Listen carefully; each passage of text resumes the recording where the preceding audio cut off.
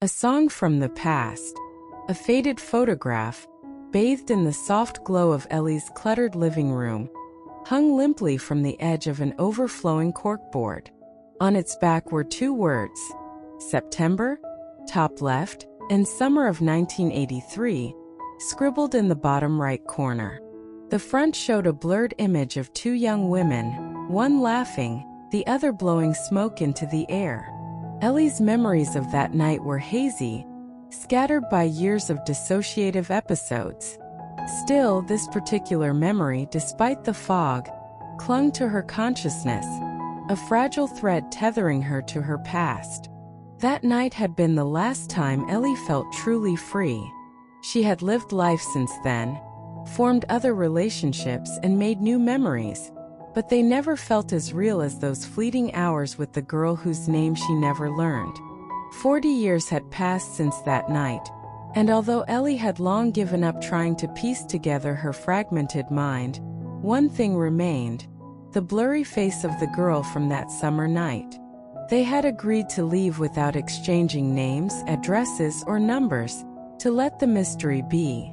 All Ellie knew was that the girl had moved to Seattle the very next morning, while Ellie stayed behind in New Orleans, burying the memory of one of the few things she couldn't forget.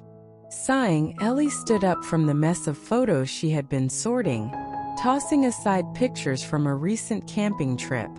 Her fingers instinctively reached for the weathered photo on the corkboard. She held it up, its edges curled and the image slowly fading. Ellie slipped it into her wallet before grabbing her tablet. A quick search for bus routes to Seattle filled her screen. Though she had long been nervous about long-distance travel, her therapy dog, Jasper, always seemed to calm her jitters. Jasper nudged her leg and whined softly. "You think we're ready for this?" Ellie asked, running a hand over Jasper's head. His eyes met hers with an understanding that made her feel like maybe, just maybe, they were ready. The next day, her bags were packed, and a one-way train ticket to Seattle was secured. Ellie settled into her seat on the train, her heart pounding with a mixture of excitement and dread. A 38-hour train ride awaited her, and though planes were faster, she couldn't bear the thought of being trapped in the air, away from solid ground. Jasper lay calmly at her feet, his head resting on her shoes. Ellie pulled out her tablet again, hesitating for a moment before typing into the search bar, "Seattle music scene 1980s." She had nearly done this dozens of times before but always stopped herself, paralyzed by the fear of disappointment.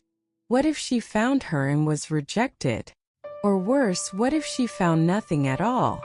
The thought gnawed at her. Why hadn't the girl searched for her? Ellie had never given her anything to work with, but still, the doubt lingered. "What am I doing, Jasper?" Ellie whispered, burying her face in her hands. Jasper offered no answer, only a gentle nuzzle to her side. She tried to recall that night in detail, but the fog from years of suppressed memories made it difficult. The girl had been carefree, talking about her dream of becoming a musician or perhaps a filmmaker. Ellie remembered asking her what she wanted to do if she ever escaped the grasp of her dysfunctional family. The girl had laughed, saying she couldn't choose. She wanted to do it all. Ellie had lied, saying she wanted to become a teacher, knowing full well that wasn't true. In reality, Ellie just wanted to survive her tumultuous life. As the train rolled closer to Seattle, Ellie grew restless. Jasper fidgeted too, as though sensing her anxiety. She had no plan, no idea how to find the girl, now a woman of 60. All she had was the blurry photograph. Asking random strangers about someone who'd lived here 40 years ago seemed foolish, but Ellie had to try. Once in Seattle, Ellie wandered through the rain-soaked streets, Jasper by her side. The city was foreign to her, and she quickly realized that finding the woman based on her memories alone was nearly impossible. She decided to check out local music venues, hoping maybe the girl had stuck with her dream. Ellie visited a few dive bars, asking if anyone remembered a singer from back in the day. Most people just shook their heads. On the third day, Ellie stumbled upon a small cafe with live music. She sat at a corner table, watching performers come and go, none of them stirring any familiar feelings. Just as she was about to leave, the bartender struck up a conversation. "You looking for someone?" he asked, noticing Ellie's wandering eyes. She hesitated, then pulled out the photo. "Have you ever seen this woman?" "Well, she'd be a lot older now. I don't even know her name." The bartender squinted at the photo. "That's Anna, right? She used to perform around here back in the day. I think she still sings sometimes. Check out the lost note. You might find her there." Ellie's heart skipped a beat. She thanked him and hurried out of the cafe, making her way to the lost note, a quiet, dimly lit music venue tucked away on a side street.